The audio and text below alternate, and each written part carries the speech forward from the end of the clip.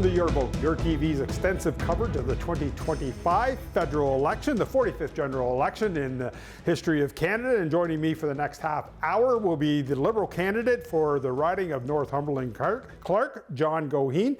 John, welcome. Thanks for coming into the Your TV studios today. Thanks for having me here today, Mark. It's a pleasure. I really appreciate the opportunity to meet with you and get a chance to talk. So really, we say this is it's a half hour for you to introduce yourself to the voters in Northumberland-Clarke, a new riding per se, and some new faces in the other direction. But before we get into I'd like to start these off very basic, and I started off with Philip Lawrence as well.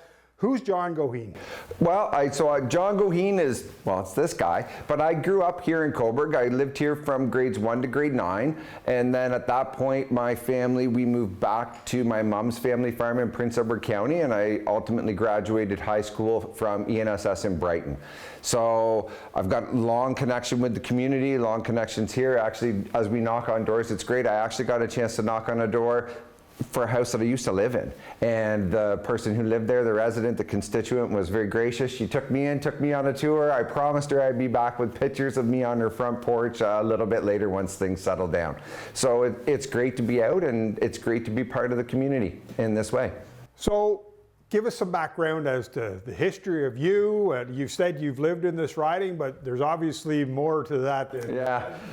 So in my professional career as a teacher, vice principal, and principal, I've actually worked in pretty much every community in this riding. I started teaching in Brighton. I then moved to Newcastle, where I taught for a few years. Then I taught in Colborne, and I've been a vice principal all over. I was here in Cobourg. I worked again just outside of Colborne, up in Castleton. Been a principal in Warkworth. There's a long list here, so just bear with me for a minute. So Warkworth, then I was in Brighton, then I was in Baltimore, then I was in Port Hope. Then I actually went on the road for a little bit, so I became a support principal. So I worked in all kinds of little towns in the area. I worked in Orono. I had the pleasure to be out there a number of times, and then now I'm working in Campbellford. But I'm on a leave right now because this really is my full-time job, and this is what I'm really focused on at the moment. So married, 3 kids, Max, Knox, and Pax. Your wife is Danny, correct? Yeah. And so what were their initial reaction when you approached them about thinking of entering the world of politics and possibly leaving your teaching career that you've done for 25 years? So there was a lot of conversation about this. This has actually been, this now is the culmination of about 18 months of work and behind the scenes planning, and all the things that go into a nomination process as well, which happened in December. So my wife and I, we actually sat down and we had a long conversation. We actually talked for over a month, multiple times, just about what the impact would be on our family, how we could offset any of the pieces, because we do have young kids. I have a 14-year-old, an 11-year-old, and an 8-year-old, and you got all their names right, so that's good. And there's a prize if you can guess the theme in their names. Because we know it's going to have an impact, but at the same time, it was a great opportunity, and it's something that my wife has been very supportive of, and my children have been very supportive of. So I wouldn't be here without them. That's the short answer. Without my family, I wouldn't be sitting here in this chair today. Have you ever ran in an election before in any way, shape, or form? Yes. So I've been in multiple elections. So I actually, as a principal, I sit on the provincial body that is called the Ontario Principals Council. And so we have a General Assembly, and I am part of that General Assembly, helping to set direction for the organization. So I've had to run for that multiple times within my school board.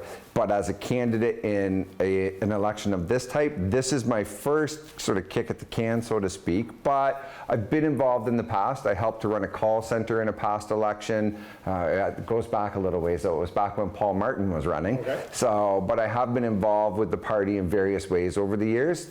First time as a candidate, but I've seen the process, so I had an idea of what I was getting into. Always a Liberal supporter?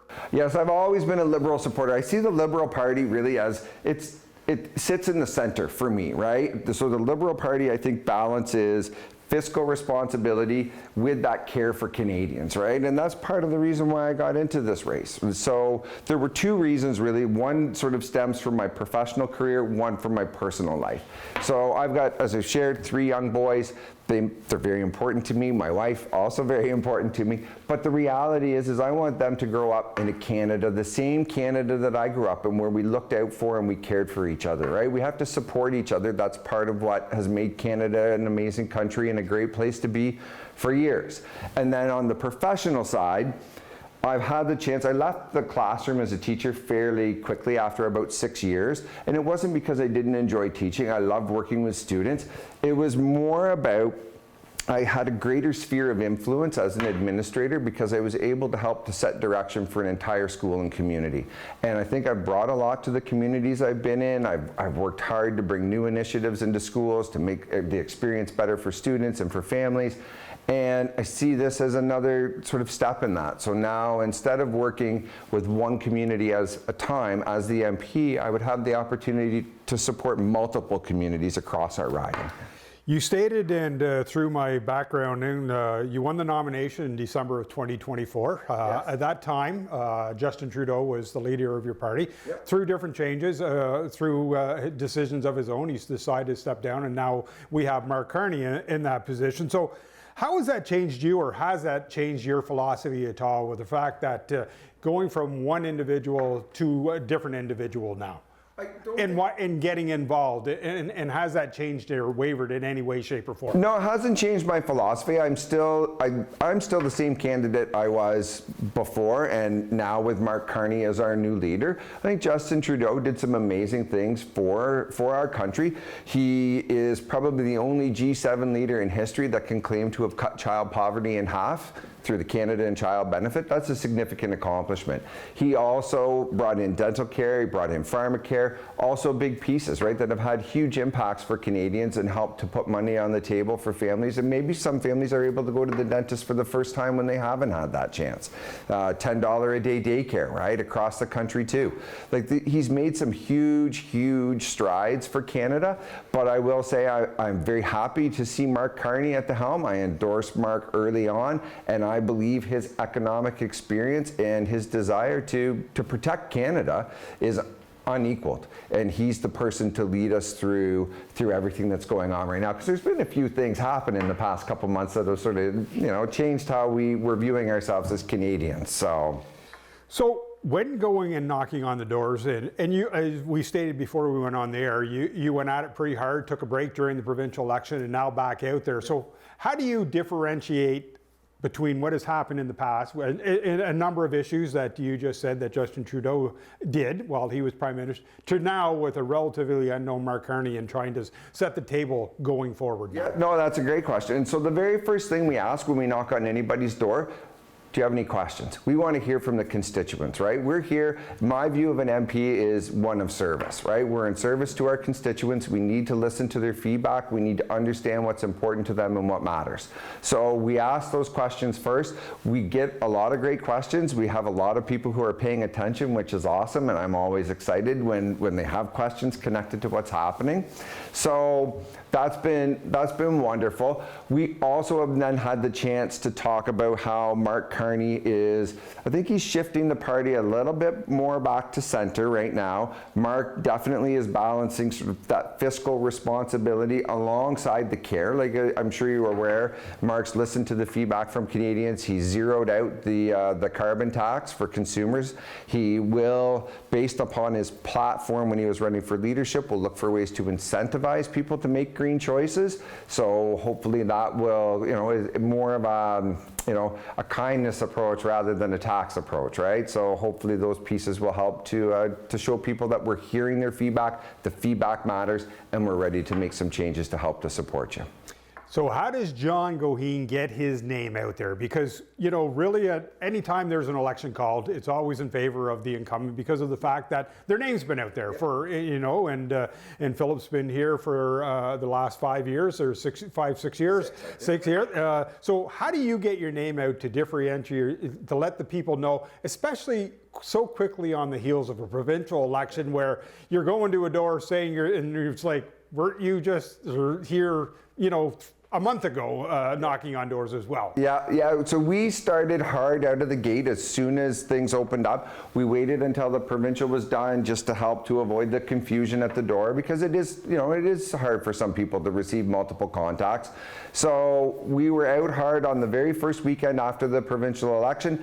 We have been knocking on doors. I am very proud to say that we have made tens of thousands of contacts in the past month. We have knocked on doors, we have made phone calls, we had teams organized and ready to go for the day that the writ dropped to get signs out on the streets so people could see.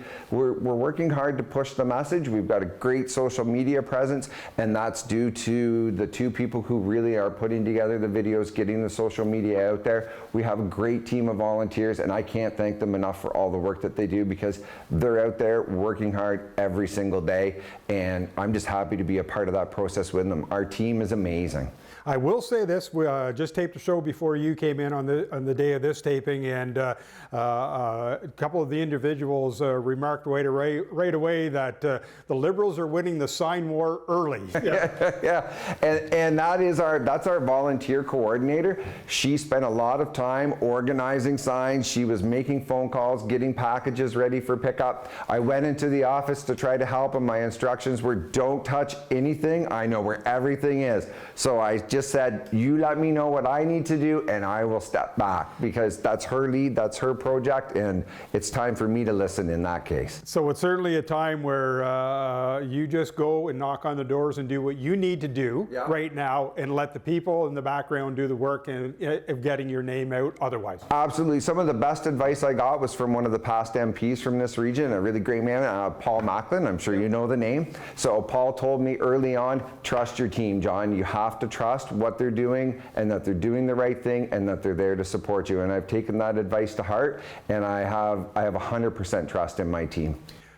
How much support did you get from former candidates, Paul Macklin and Alison Lester, or even Dorothy, who just ran liberally for the Liberals provincially, and getting you prepared for what is going to be coming here for the next 30-some days? I think I would say that the support I've received from all of them has been amazing. They had lots of great advice. They had lots of great insights, like things I wouldn't have known having never been in this chair before.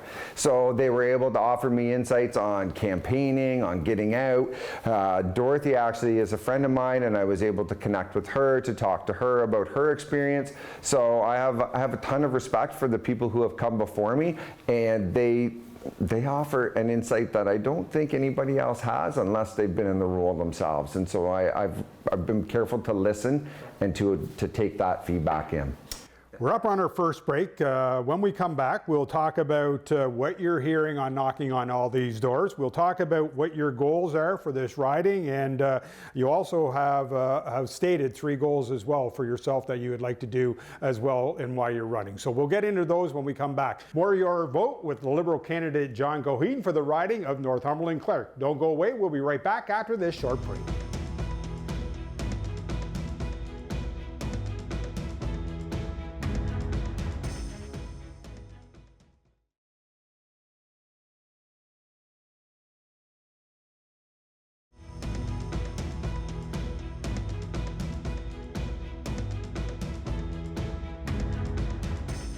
Welcome back to Your Vote, yourTV's extensive coverage of the 2025, the federal election, the 45th general election in Canada, and we're sitting with the Liberal candidate for Northumberland-Clarke, John Goheen. So John, let's talk about, you say you've knocked on the doors. What are you hearing at those doors? Because, sometimes the media drives stories or what people are supposed to say are the issues, but when you get to the door-to-door, sometimes that's not actually what is affecting people in the riding of Northumberland-Clarke. Yeah, I will say we've heard a lot at the doors about Trump, about our neighbors to the south. People are concerned, they're worried about tariffs, they're worried about the impact on Canada. We've heard a lot about the 51st state, which we know we will never be. And I will say, I know that Prime Minister Mark Carney 100% is here for Canada, and it's a Canada strong.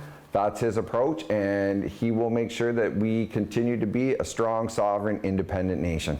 That's his goal, and I share that goal with him. So when you hear the problems of the 51st state, the tariffs, what's your message to those individuals from you? Yeah, so I will talk to people and I let them know that I know that as a government, as Mark Carney has shared already, he's traveled overseas to try to build up new trade relationships. I let them know that Mark is committed to bringing down our interprovincial trade barriers. He's said he will do that by Canada Day. So that's, we're only a few months away, which is amazing. So that will ultimately result in tens of billions of dollars, 70 to 80 billion if I'm not mistaken, in interprovincial trade. So that will be a big boost to help to offset some of the lost potential trade that we have with our southern neighbors. And as we start to open up new corridors, I know Mark is not opposed to building pipelines to help to get our oil and gas to new customers and new consumers all around the globe. I let them know that Mark's focus is very much on Canada, and my focus is also very much on Canada and on this riding. So let's talk about the riding, and what are your priorities for this riding? Because it's a diverse riding. It's a diverse riding. You have major centers such as Cobourg, Port Hope. Then you have small hamlets, such as Warkworth out. We have Brighton, many, and then we also Grafton, and then the whole new Clark side of the riding as well. And then you look, you go 10 minutes outside out north, and we have a major agriculture community as well. Yes. So what are your priorities here? So the three pillars that I've stood on are affordability, sustainability, and productivity. And I've come to see those three as sort of an interconnected, I use the term triangle, but they all feed into each other, right? So we need things to be more affordable for people, and we recognize that inflation has had an impact, housing costs have risen substantially. So part of my strategy is, and part of what I want to share with Prime Minister Mark Carney and the government is that we need to increase our productivity, which I know he also supports. Because the more product we can produce through enhanced manufacturing techniques, making sure that companies have access to the latest manufacturing equipment and opening up our markets, means that prices will then start to lower. We also want to make sure that as we increase productivity, sustainability for me links into it's not just about the environment, but it's about stable, long-term, well-paying jobs. And I think there are a number of opportunities right here in this riding for us to be at the forefront of tackling like the housing crisis. We have manufacturers here that I think can do some amazing work, and we're world-class destination as far as I'm concerned, and we're placed geographically in an amazing spot. We're 2 hours, 2.5 hours to the nation's capital. We're an hour and a half, depending upon traffic, to the province's capital. We're close to Quebec. We've got multiple international border points when things settle down a little bit to the south, that we can move product all over the place. We're positioned well. We also have a great education base. We're surrounded by universities. We've got 2 colleges here in our riding. There's no reason why we shouldn't be a center for businesses to come to. We already know there's wonderful recreation opportunities here in Northumberland-Clarke. This really should be a destination riding for everybody. So sustainability. Oh, sorry, so sustainability. So yeah, so the sustainable, well-paying jobs, but I also think we need to protect the environment. I know, I have friends who are farmers, I have friends who work hard to, keep their family farms running. We need to make sure that there's land for people to work, there's land for farmers to work, but we also are protecting our environment and our recreational centers. We have got skiing here. I actually have recently purchased my first electric vehicle. It's made here in Canada, down in Windsor. It's an electric muscle car, so I'm not super environmental, but I am environmental. But it was our very first electric car, and we love it. It's been great, and I'm glad we've added it. So we have a responsibility to ensure that our environment is stable and cared for the next generation, and at the same time, as I say, for sustainability, making sure that we're creating long-term opportunities for people for employment, and that we're continuing to make sure that there is arable farmland for people to use so that we can have food on our tables. And the third one is productivity. Productivity, and that goes back to that enhancing productivity through the use of modern manufacturing techniques, opening up markets for our manufacturers here in this riding, because I know there's manufacturers from Campbellford all the way down to Orono and all across the 401 strip back to Brighton. And we need to look at how we can support our small and medium-sized businesses in getting access to AI so that they're not drowned out by the large players. Small and medium-sized businesses really are the backbone for Northumberland-Clarke, and we want to make sure that they have access to the same tools pardon me, that our large scale businesses, the big businesses have, and I know that Canada has started to develop those AI centers to provide that access point for businesses, because it can help them to streamline their productivity in terms of what they're making, when they're making it, and where they're sending it to. You touched on agriculture a little bit, and I'll circle back on that because of the fact that, not only here, but in many, it's hard to keep those family farms going. It's you just see more and more big farms that, starting to slowly squeeze out the small guy. We don't see that so much here, but there are major farms and still here. So how do we sustain the agriculture? Because yes, we do need housing as such, but we need the agriculture side as well. Yeah, we do need the land, and we do want to make sure that there's a place for small farmers. And I know, like, we're seeing some reciprocal tariffs from China on like canola and pieces like that, but we need to make sure, again, it's about opening up markets so that small farmers have a place to send their product, right? About stable prices. I know we have the supply management system to help our dairy, right, to help our poultry farmers, but we need to make sure too we're finding avenues for the agriculture, like the grains and the vegetables and those pieces, to get their product to market too. Because honestly, Canada is a great country for agricultural produce, and we need to continue to be. Absolutely. So if elected, or when elected, depending on if you're on that side or if you're... Yeah, it's all depending upon who's in the chair. Exactly. Yeah, fair enough. What's your priority or what's your goal for this riding? For this riding, I want to bring jobs to this riding. I want to help people. I want to make this riding a better, it's a great place. I want to make it even better. So I would love to see us add new manufacturing. I'd love to see us add new opportunities for employment. I think there's definitely some untapped, as I've shared with you, there's some untapped resources here in this riding that can put us in a great position to tackle some of the challenges that Canada faces right now. But my first priority would be, let's start to get jobs here. Let's start to bring money in. I know there's the Economic Development Fund, which helps us support Eastern Ontario. How can we get more of that money here to this riding to support people and to support small businesses in expanding? So how do you go about that? And I know it's hard to ask you that question because you're fresh, you don't know the industry, but people say a lot of stuff during the election, so how would you go about getting this back? So I will tell you, I am not afraid, and I don't know if the term squeaky wheel is the right term, but I've always had a voice. So as I sit on that provincial group for the Ontario Principals Council, part of our job is advocacy. So we advocate for principals across the province. I have multiple times gone to my supervisors, because we all have bosses, and advocated for what I think is right. What do I believe is right? What do I believe we need? How can we make the experience better for people?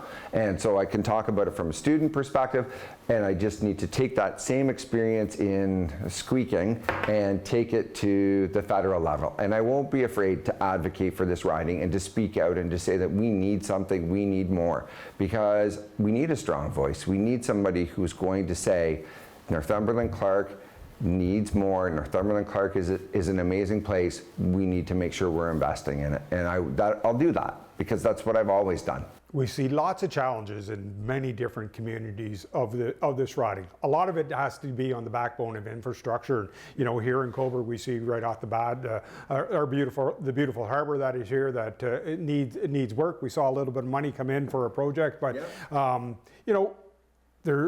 many communities are looking for infrastructure dollars for many different projects at all levels. So how do you go? What do you say to those communities now as you're sitting here campaigning for them? Yeah, and so we don't have any formal policies yet. As you know, the election has just started, so I can't speak to a policy directly, but I can share what Prime Minister Mark Carney ran on the leadership with, and he wants to expand the infrastructure fund. So normally the federal infrastructure fund focuses on wastewater projects. He wants to expand the scope of that. So it would open up, I'm going to assume, to electricity, right, streets, like those types of things to help to get communities, I don't want to say expanding, but building faster, right? Opening up new opportunities for them to do maybe high density construction or even residential construction. So just kind of expanding the scope of that program to include more opportunities for communities to apply. How hard is it for you to turn off the principal switch and turn on the candidate switch and get it? Or are they intertwined? I think there's a little bit that goes along. There's an overlap. Let's say that. If we had a Venn diagram, there'd be two circles overlapping. So there's definitely some overlap. I connect with the community on a regular basis in my role as a principal. And that's part of what I love about being a principal. Like, I love the opportunity to work with people, talk with people, to help people, to improve outcomes for people. That's the reason why I do it. And it's a great job that I truly love. And I see being an MP as the same. Like, I'm in service, right? So it's about, again, connecting to people, listening to people, creating opportunities for people, seeing what I can do to improve experiences for people. There's definitely overlap. And I'm not going to lie, I have developed a bit of a thick skin being a principal over the years, which I'm sure might come in a little handy from time to time being an MP. So, yeah. 40 seconds left. Here's your last opportunity to pitch yourself to the voters in the riding of Northumberland-Clarke. Thank you. Well, as I've said before, Northumberland-Clarke matters to me. I grew up here. It's an important community. I believe it is truly a world-class community, and we need to be a destination for businesses, for recreation, for everything. There's no reason why we shouldn't have tens of thousands of people wanting to come here all the time. It's a fantastic place, and it matters to me, and I will make sure as the MP that I fight every day to make Northumberland-Clarke even better. You've been watching Your Vote, yourTV's extensive coverage of the 2025 federal election. Thanks for watching.